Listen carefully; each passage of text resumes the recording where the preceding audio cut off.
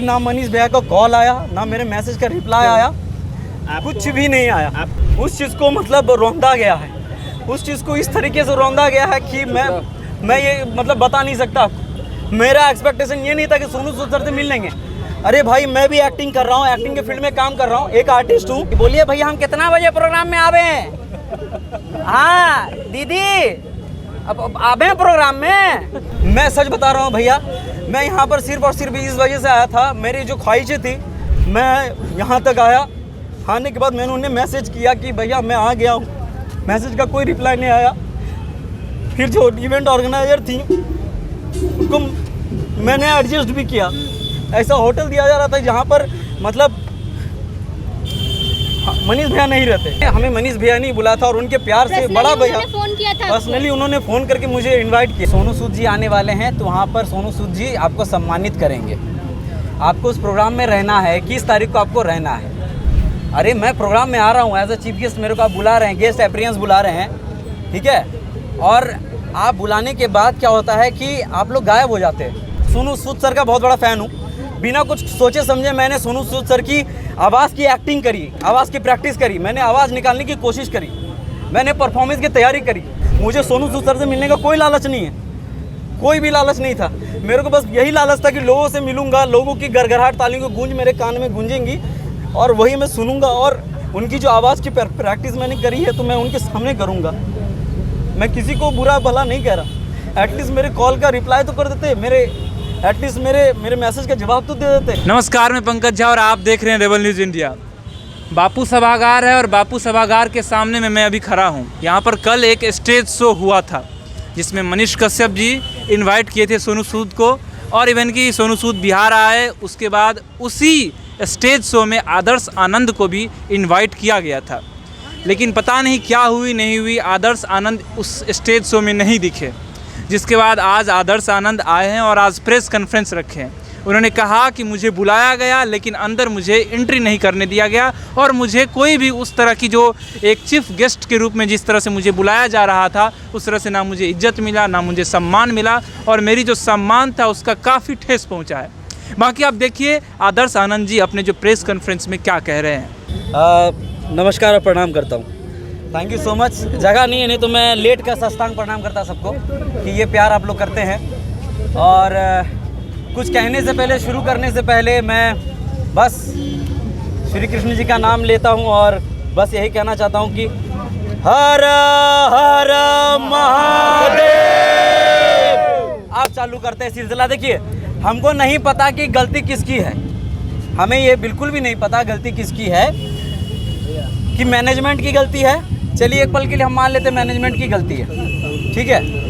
लेकिन फिर कुछ पल के लिए हमें ये लगता है कि मैनेजमेंट की गलती कैसे हो सकती है, जबकि मुझे सामने से कॉल आया सोनू भैया का, सॉरी क्या नाम है हमारे, मनीष भैया का, ठीक है।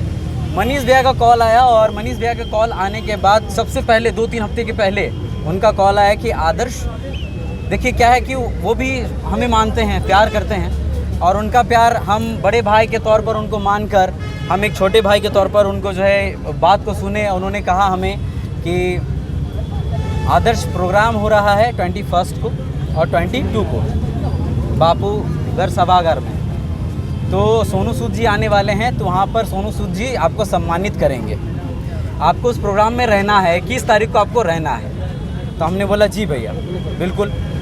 तो कैसे जाना आना कैसे क्या है आप हमको बता दीजिए, क्या करना है नहीं करना है, वो सब के लिए टेंशन नहीं लेना है, सब कुछ सही हो जाएगा, सब कुछ सही है। इतना जान लीजिए आदर्श कि ये प्रोग्राम अपना है, अपना मतलब अपना। ये भी बोलेगा तो कहने का मतलब ये है कि जब उन्होंने कहा कि अपना मतलब अपना, तो क्योंकि चूंकि ये बिहार से है, बिहार का प्रोग्राम है, तो आदर्श अपने कंधे पर और दिल पर, जुबान पर ना बिहार को लेकर ही चल रहा है। मेरे हर एक वीडियो के लास्ट में बिहार और भागलपुर का जिक्र होता ही होता है। आप मेरे एक भी वीडियो को उठाकर देख लीजिए, मैं जब से वीडियो बना रहा हूँ बचपन से लेकर अब तक, और आगे भी बनाऊंगा तो बिहार का जिक्र करूंगा ही करूंगा, और उन तमाम लोगों का जिक्र करूंगा जो मेरे साथ मेरे दुखी वाले घड़ी पे खड़े हैं और हमेशा खड़े रहते हैं। मैंने उनके बात पर अमल किया, मैंने बोला ठीक है भैया, ठीक है। मैंने ये तक नहीं बोला कि हमको कितना पैसा मिलेगा, हमको जाने आने का किराया क्या है, पेट्रोल का खर्चा क्या है, मैंने ये सब बिल्कुल भी नहीं पूछा भैया, और हमें 1 रुपया तक भी नहीं मिला है कि कैसे करके क्या कहता है आना जाना है, कैसे करके क्या है। मैंने खुद से ही, वो सब खैर बात की बात है। लेकिन फिर क्या होता है कि जब मैं यहाँ पर आता हूँ तो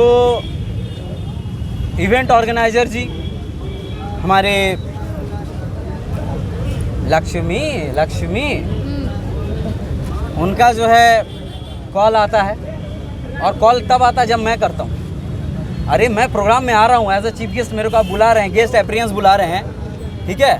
और आप बुलाने के बाद क्या होता है कि आप लोग गायब हो जाते हैं, ठीक है। मैं खुद कॉल करूँगा कि बोलिए भैया हम कितना बजे प्रोग्राम में आवे हैं। हाँ दीदी अब आवे हैं प्रोग्राम में। ओ मतलब कोई वैल्यू नहीं है। पढ़े लिखे हैं भाई हम, शुरुआत से ही लेकर Zee TV, Sony TV, colour channel, हर एक प्रोग्राम में मैंने बड़े बड़े स्टार्स के बीच में मैंने परफॉर्मेंस दिया है। उन लोगों को जब पता है कि क्या वैल्यू है इस शख्सियत की जो बिहार से आया हुआ है। और मैं आपको ये बता देना चाहता हूँ कि ये जो प्रेस कॉन्फ्रेंस मैंने इसलिए किया है और इसलिए नहीं किया है कि मुझे बुरा लगा। मैं बस यही इसके माध्यम से यही कहना चाहता हूँ कि आने वाले कल मेरे से भी वो बहुत सारे ऐसे कलाकार होंगे, छोटे बड़े कलाकार होंगे जिनको ये चीज़ फेस ना करना पड़े। क्योंकि वो क्या होता है, मैं पता है, मैं 10 दिन से 15 दिन से बिना कुछ खाए बिना कुछ सोचे समझे, मैं सोनू सूद सर का बहुत बड़ा फ़ैन हूँ, बिना कुछ सोचे समझे मैंने सोनू सूद सर की आवाज़ की एक्टिंग करी, आवाज़ की प्रैक्टिस करी, मैंने आवाज़ निकालने की कोशिश करी, मैंने परफॉर्मेंस की तैयारी करी। और फिर क्या होता है कि उस मौके में आप लोग क्या करते हैं, भावुक मत होइए, हाँ इमोशनल मत होइए आप। देखिए उस माहौल में मैं सच बता रहा हूँ भैया, मैं यहाँ पर सिर्फ और सिर्फ इस वजह से आया था, मेरी जो ख्वाहिशें थी, मेरी जो अपेक्षाएं थी, उस चीज़ को मतलब रौंदा गया है, उस चीज़ को इस तरीके से रौंदा गया है कि मैं ये मतलब बता नहीं सकता आपको। मेरा एक्सपेक्टेशन ये नहीं था कि सोनू सूद सर से मिल लेंगे। अरे भाई मैं भी एक्टिंग कर रहा हूँ, एक्टिंग के फील्ड में काम कर रहा हूँ, एक आर्टिस्ट हूँ, है ना, मैं एक आर्टिस्ट हूँ, और कभी ना कभी सोनू सूद सर से मिल ही लेंगे। आने वाले कल भगवान का और आप लोगों का सपोर्ट रहा तो हम उनके साथ एक स्टेज शेयर करेंगे, उनके साथ मूवी करेंगे। हाँ बिल्कुल, हमें क्या ये साथ में, लेकिन मेरी क्या लालच थी भैया, आप लोग बताते हैं, हम मन में कभी भी खलीस नहीं रखे। हमको भनीश भैया ने बोला कि तुम आ जाना, मैंने उनकी बात में आकर मैं यहाँ तक आया। आने के बाद मैंने उन्हें मैसेज किया कि भैया मैं आ गया हूँ, मैसेज का कोई रिप्लाई नहीं आया। फिर जो इवेंट ऑर्गेनाइजर थी उनको मैंने एडजस्ट भी किया, ऐसा होटल दिया जा रहा था जहाँ पर मतलब मनीष भैया नहीं रहते, हम फिर भी एडजस्ट करके उन लोगों ने एडजस्ट किया मेरे लिए। इसके लिए थैंकफुल है कि एक रात का पनाह हमको मिला है, इसके लिए हम शुक्रगुजार हैं कि हमको एक रात का पनाह इवेंट ऑर्गेनाइजर वाले लोगों ने दिया। लेकिन उसके बाद दिन भर कोई खोज खबर नहीं है कि आदर्श ने खाया, आदर्श के साथ जो टीम आई है उसने खाया है पिया, कुछ भी नहीं। और मेरे को बस मैंने खुद कॉल किया सुबह कि मैम मेरे को बता दीजिए मेरे को कितने बजे आना है। उन्होंने बोला कि 5:30 बजे का स्लॉट है, आपको भेज देते हैं। उन्होंने स्लॉट तक कुछ नहीं भेजा। और आपको मैं बता दूं कि ना मनीष भैया का कॉल आया, ना मेरे मैसेज का रिप्लाई आया, कुछ भी नहीं आया। आपको मनीष से कैसे बुलाए थे कि इवेंट मैनेजर? हमें मनीष भैया नहीं बुलाया था, और उनके प्यार से बड़ा भैया फोन किया था, पर्सनली उन्होंने फ़ोन करके मुझे इनवाइट किया। देखिए भैया मैं बस इतना कहना चाहता हूँ कि वो बुरे नहीं हैं, मैं किसी को गलत ठहरा नहीं रहा, लेकिन मेरे साथ जो हुआ वो नहीं होना चाहिए था। एक कलाकार जो होता है ना, मैं बहुत एक्सपेक्टेशन था कि 55,000 की भीड़ में मैं सबको बिहार वासियों का साथ है और बिहार वासियों को मैं जाकर प्रणाम करूंगा। और जो मैंने परफॉर्मेंस की तैयारी करी थी मुझे वो सिर्फ दिखाना था। मुझे सोनू सूद सर से मिलने का कोई लालच नहीं है, कोई भी लालच नहीं था। मेरे को बस यही लालच था कि लोगों से मिलूंगा, लोगों की गड़गड़ाहट तालियों की गूंज मेरे कान में गूंजेंगी और वही मैं सुनूंगा। और उनकी जो आवाज़ की प्रैक्टिस मैंने करी है तो मैं उनके सामने करूँगा। मैं किसी को बुरा भला नहीं कह रहा, एटलीस्ट मेरे कॉल का रिप्लाई तो कर देते, एटलीस्ट मेरे मैसेज का जवाब तो दे देते। Thanks for watching Rebel News India. Stay tuned for more updates. Don't forget to like, share and subscribe.